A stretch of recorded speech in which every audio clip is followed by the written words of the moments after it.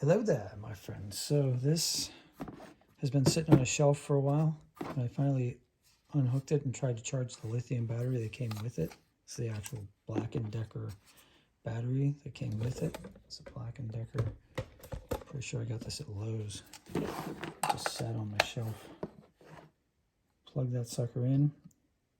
It's been sitting too long on the shelf. No good. So I got this off of Amazon. LBXR20. Now, I just want to say, when I first tried to put this on off camera, the blades and the charger here did not exactly line up. They didn't go on as smoothly as this. So, kind of, you might have to like wiggle it. The tolerances aren't perfect, is what I'm saying. But there you go. So I'm going to charge this up. Hopefully that'll work. But that's the model number I bought for this 20-volt lithium Black & Decker. Have a great day. Need any help, put it in the comments below. See if I can do something for you.